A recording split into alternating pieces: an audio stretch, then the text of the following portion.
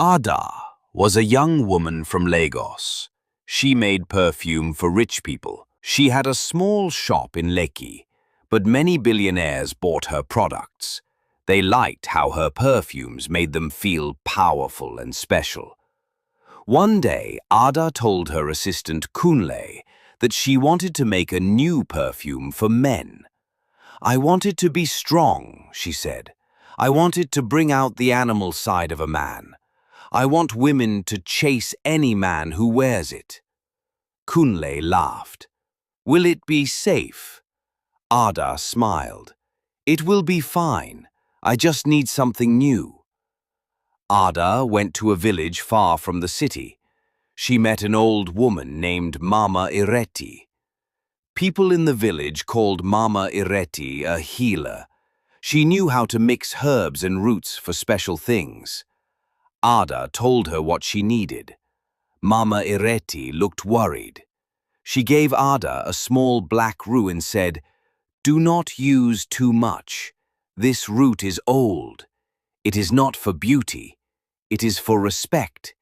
It came from the land of spirits." Ada nodded, but she was not afraid. She paid Mama Ireti and left. She planned to use a lot of the root.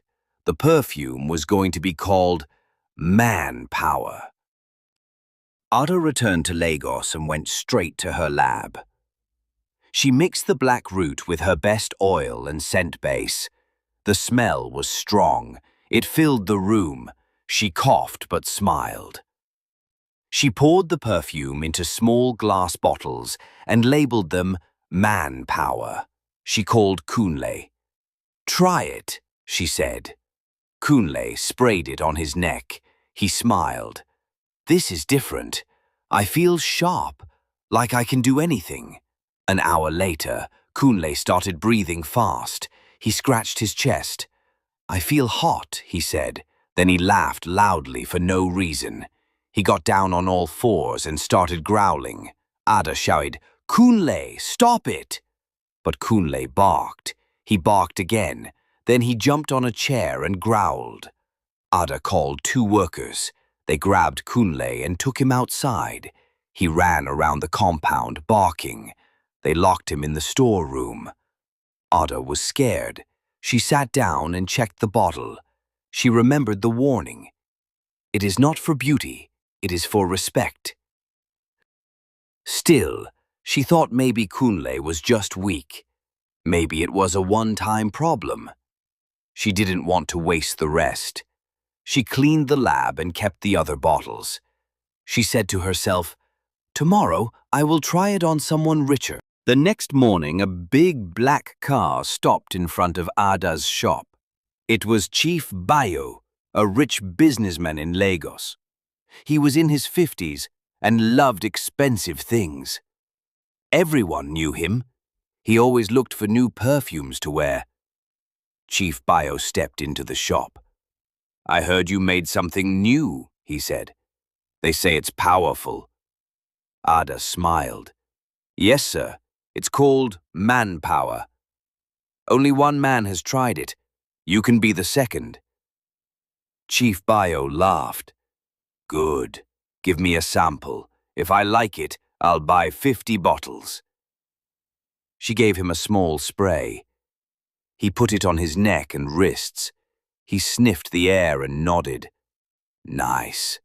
I feel like I'm 25 again." He paid for 5 full bottles and left. An hour later, Ada's phone rang. It was Chief Bayo's driver. "Madam, something is wrong. Chief is making animal sounds. He jumped out of the car and ran into the street. He chased a woman and barked at her." Ada froze. "Take him to the hospital." The driver shouted, "People are filming him." Ada dropped her phone. She looked at the perfume bottles. Her hands shook. She said, "This is not normal. Something is wrong with the root." She didn't know it yet, but the video of Chief Bayo barking like a dog was already going viral online. By afternoon, the video was everywhere. Instagram, TikTok, Facebook. Chief Bayo was on all fours, barking, chasing a woman with his shirt torn. He looked wild. People laughed in the comments. Some said, "What kind of madness is this?" Others wrote, "This is Lagos. Anything can happen." Ada sat in her lab, reading the comments. Her heart was beating fast. She called Kunle. He was still in the storeroom, quiet now. She opened the door and gave him water. Kunle looked tired. He sat on the floor. "I'm better now," he said. "But I don't remember anything. Why was I barking?" Ada didn't answer. She just nodded.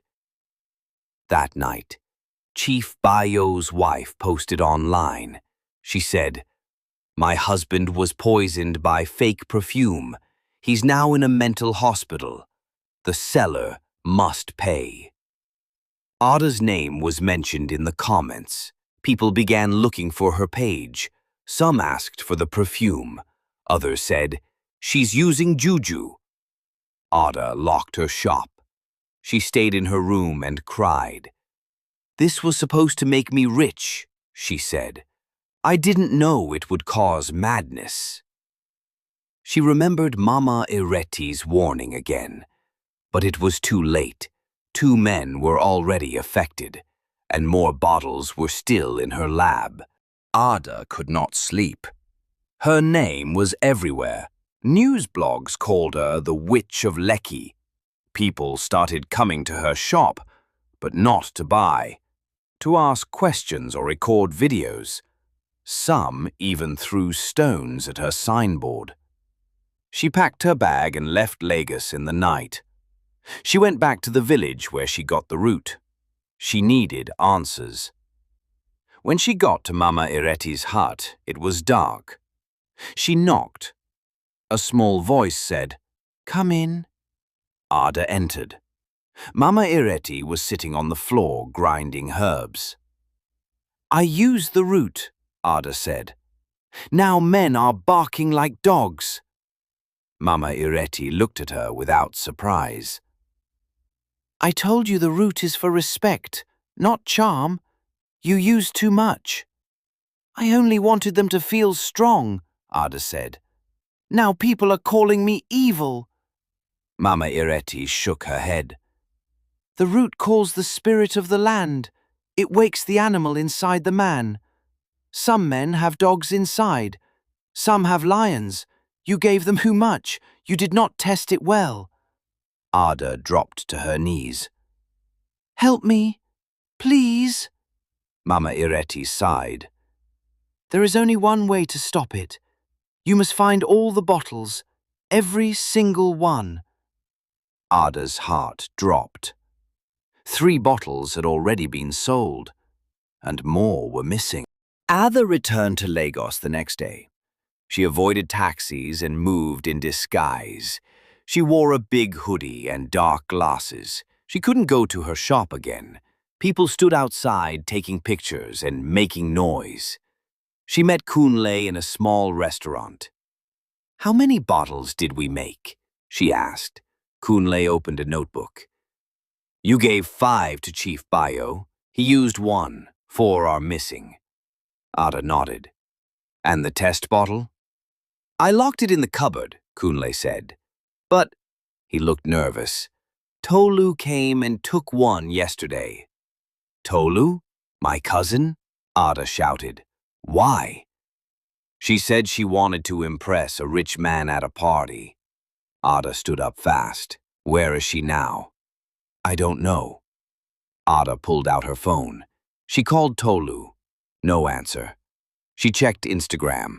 Tolu had posted a video 6 hours ago. She was laughing at a beach party in VI. In the background, a man with no shirt was barking and crawling after her.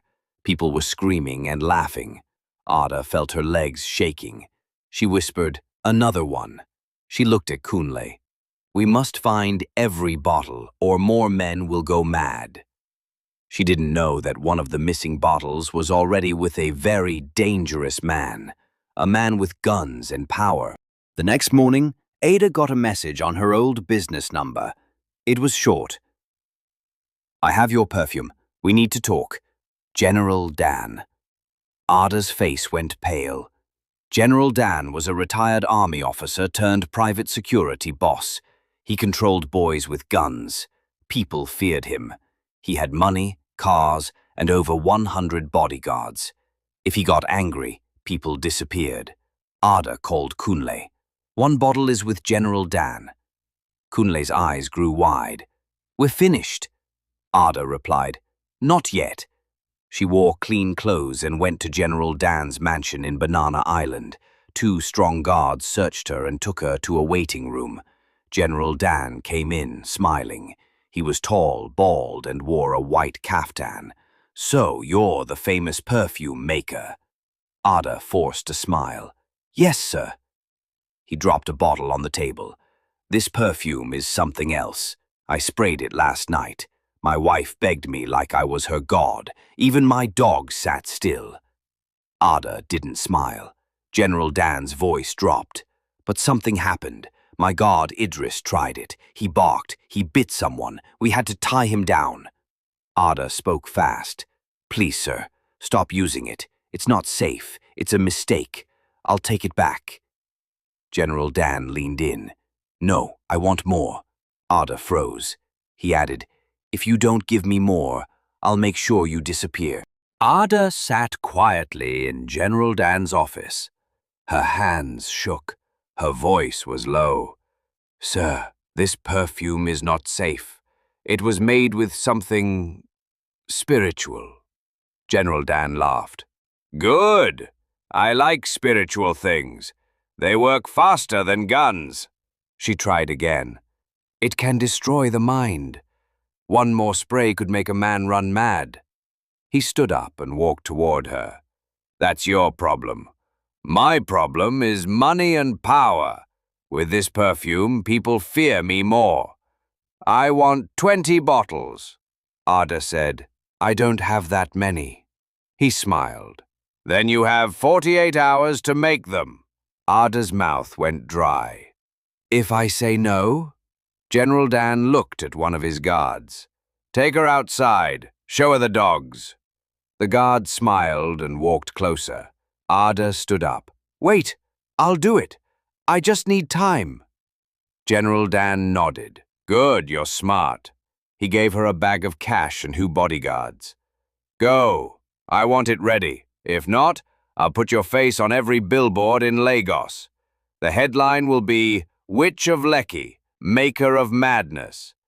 Ada left the mansion with the guards behind her. Inside the car, she whispered, "I need to fix this. Fast."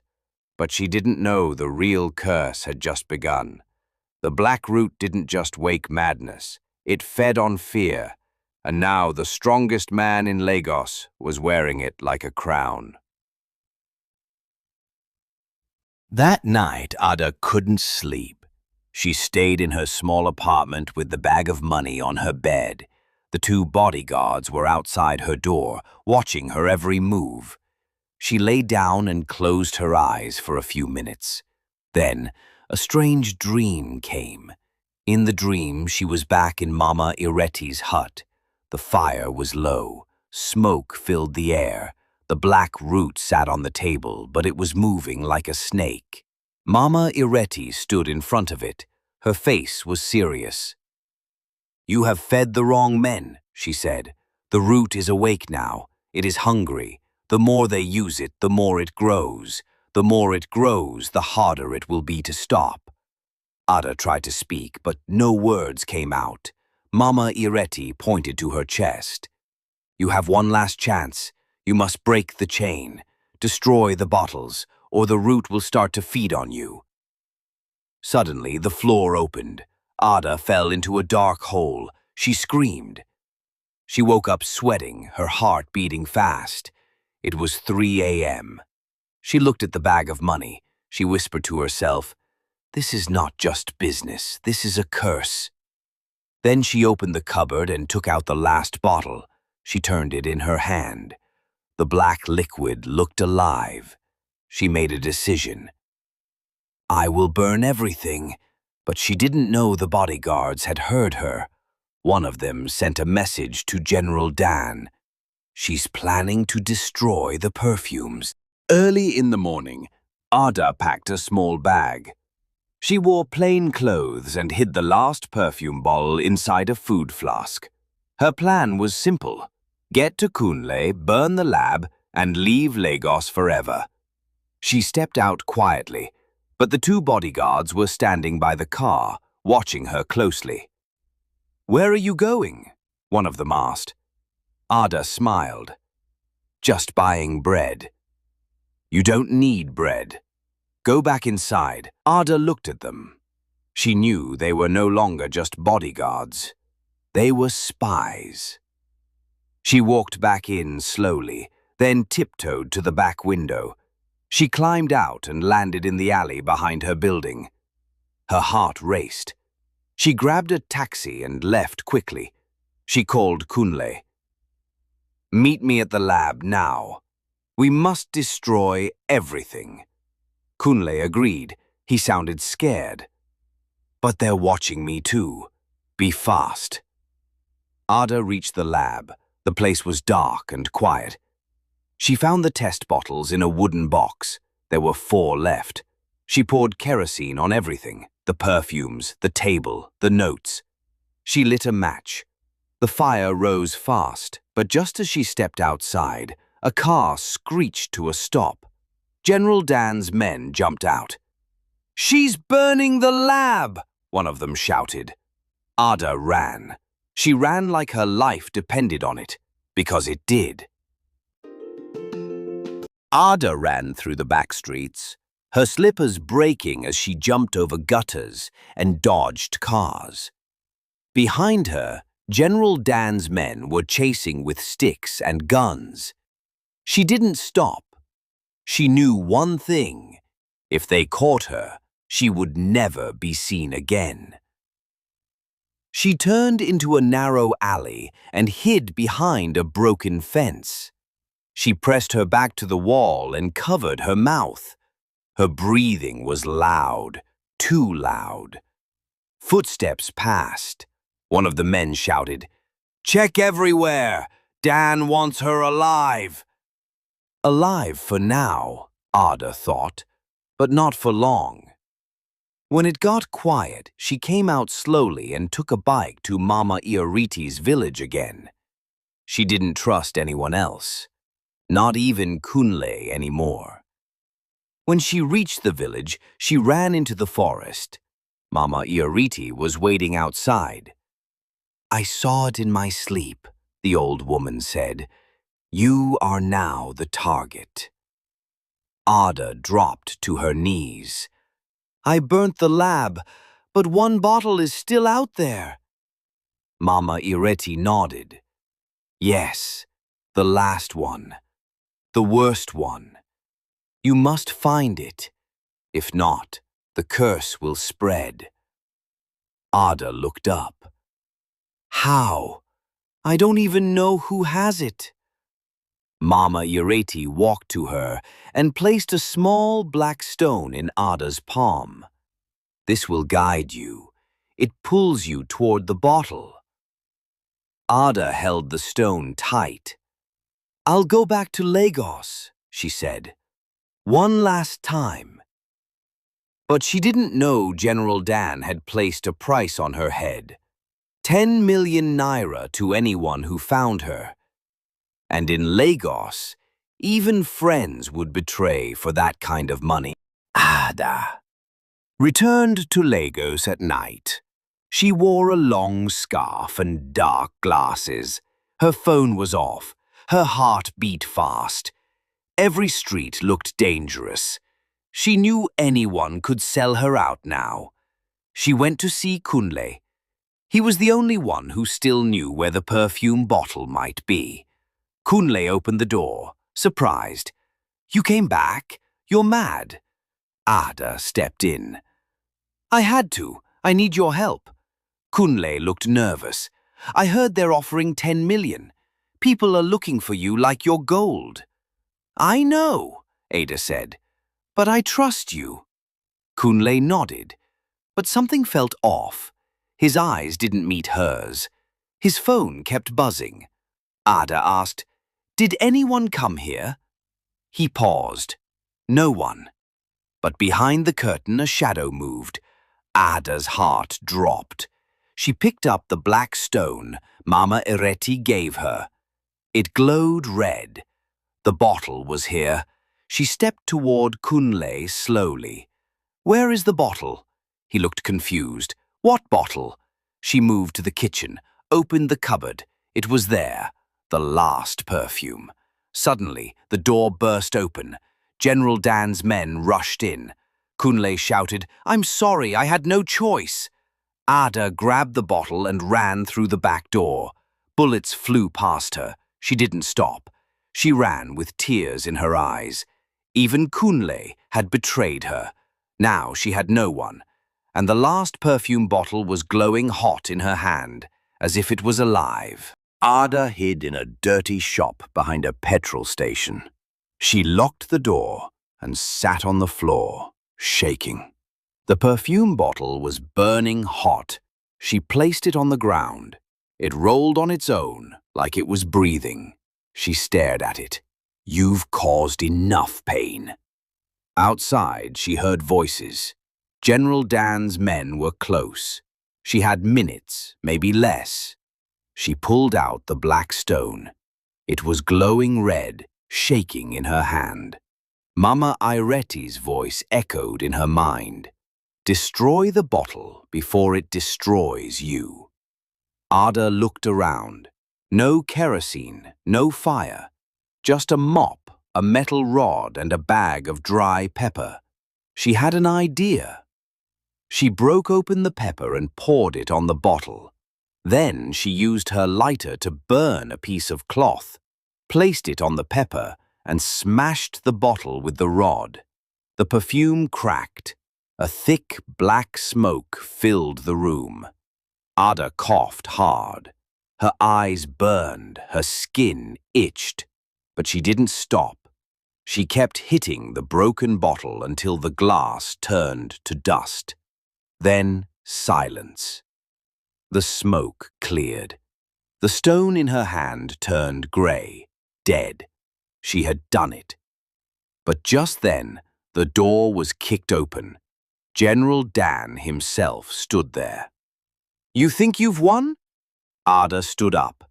Her voice was calm. "It's over. The perfume is gone." Dan's eyes were red. His lips trembled. "You ruined everything." He pulled out a gun and pointed it at her. Ada didn't move. She whispered, "Do what you must." General Dan stepped into the small room. His gun pointed straight at Ada's chest. His face was full of anger. His hands shook a little. "You don't know what you've done," he said. "Do you think this was just perfume?" Ada stood still. Her eyes stayed on him. "It was evil. It ruined people's lives." Dan's voice rose. "That perfume could control anyone. Presidents, bankers, judges. I was building power." Ada shook her head. "You were building death." Dan's finger touched the trigger. Suddenly, a loud knock came from behind him. He turned. It was Mama Ireti. She stood at the door with a group of men in traditional clothes, village warriors. Their eyes were hard. They carried charms and canes. "You brought evil into the world," Mama Ireti said to Dan, "and you fed it." Dan pointed the gun at her. "Old woman, don't try me." One of the warriors raised a hand. "Try her, and you will not leave this place alive." Dan laughed. "You think I'm scared of charms?" He turned back to shoot Ada. Before he could pull the trigger, Ada grabbed the broken metal rod and hit his hand. The gun dropped. It fired into the wall. Dan screamed. The warriors rushed him and pinned him to the floor. Ada stood over him, breathing hard. Mama Ireti stepped forward. "His time is over." The warriors dragged Dan away. Ada sat on the floor. Her whole body was shaking. Mama Ireti touched her shoulder. You broke the curse. Tears rolled down Ada's face. It's finally over, she said. But deep inside she knew. Power always leaves behind pieces, and someone would try to find those pieces again. A week passed. Ada stayed in the village with Mama Ireti. She slept on a mat and helped with cooking. For the first time in months, she felt peace. But peace came with scars. The news in Lagos said General Dan had disappeared. No one knew where he was. His mansion was empty. His guards vanished. The world moved on like nothing happened. Kunle sent a message through a taxi driver. "I'm sorry, I didn't know it would go that far. Please forgive me." Ada didn't reply. She couldn't trust anyone anymore. One morning, Mama Ireti called her to the shrine. "There's one more thing," she said. "The perfume was made with forbidden things. Its spirit may return." Ada looked tired. "How do we stop it?" Mama Ireti placed the grey stone, now cold and lifeless, into a clay pot. She covered it with palm oil, then sealed the pot with cowrie shells. "As long as this stays buried here," she said, "the curse will sleep." They buried it under the old Iroko tree. After that, Ada packed her things. She wore plain clothes and slippers. She didn't carry money or makeup. As she left, children from the village waved at her.